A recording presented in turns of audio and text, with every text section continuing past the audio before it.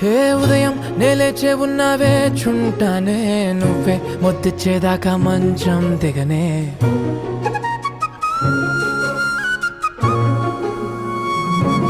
హే